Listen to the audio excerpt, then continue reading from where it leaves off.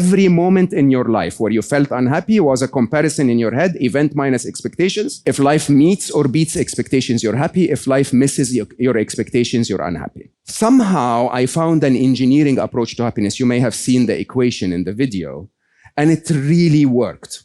It was incredibly effective, not because it's something genius, but because our world has moved from the heart to the head. Okay? So when you start to talk to people through the head, somehow they get it. But it took me a very long time to get there. 12 years later, I was the happiest person you'll ever meet. At the time, it was post 9/11. And I'm a Middle Eastern. My actual name is Muhammad Ali. Like every second terrorist on the planet is Muhammad Ali, right? And I remember vividly, at the time I worked at Microsoft, I had to travel from Dubai to Seattle every single month. I did that 37 times in a row. Every single time I would land in JFK and they would give me a big red envelope, and a big guy with a big gun would come to me and say, "Sir, do not move." And they would walk me to the Homeland Security room as a criminal, okay? As I walk in, because I worked at Microsoft at the time, the people behind the counter would look at me and say, "Oh, Mr. Gates is back. Come to the counter to answer the same 10 questions you were asked last time." After lots of humiliation, an hour and a half of suffering, and so on and so forth, with a massive smile on my face. Nothing could dent my happiness. It worked. The model worked. Until 2014, I'm now Chief Business Officer of Google X. I decided to take a vacation in July. I never, ever did that in my life. My daughter was coming to visit us from Canada. She studied in Montreal and Concordia. And then my son, somehow, who was a very excellent bass guitar player, they had a tour. They were opening for a band here in the US. And he said, and I quote, he called us and said, "I feel compelled to come and see you in the next couple of weeks." When Ali said something, we knew he was serious. So we said, "Sure, Habibi, we'd love to have you. Aya's here. It would be wonderful." He arrives 4 days later. He has a belly pain.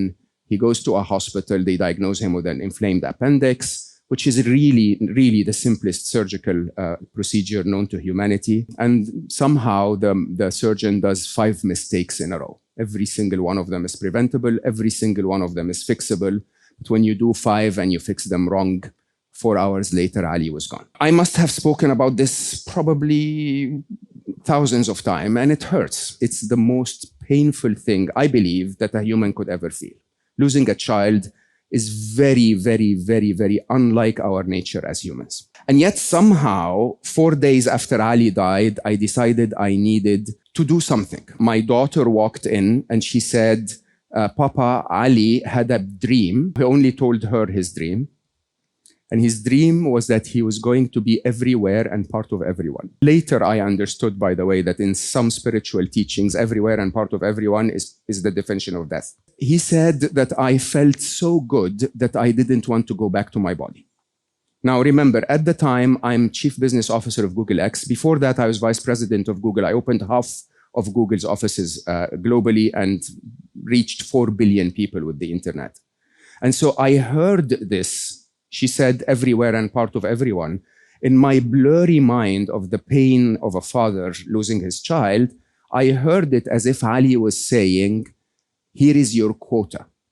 Okay, here is your target." Aya will tell me, "You answered the weirdest answer." I was standing in front of her. I found myself falling on the living room couch, sofa, and basically saying, "Of course, Habibi, consider it done." Okay? And in my brain, I was like, yeah, I know how to reach billions of people. I've done that before. I'm just going to have to take whatever he taught me about happiness and put it in a book. And at the time, we had a very simple mission, 10 million happy. I said, through 6 degrees of separation in 70 years, if I reach 10 million, a part of his essence will be everywhere and part of everyone. If you have seen Ali once, I promise you, he was tall, handsome, so wise, so kind, so loving. If you hugged him, he had that amazing, amazing energy to him. And, you know, if I had decided to spend the rest of my life crying, I don't think you would have blamed me. Honestly, nobody would have blamed me for that. But somehow in that situation, I actually found a way to make me happier by making others happy. And hopefully, if you understand death the way I understand death, make him happy.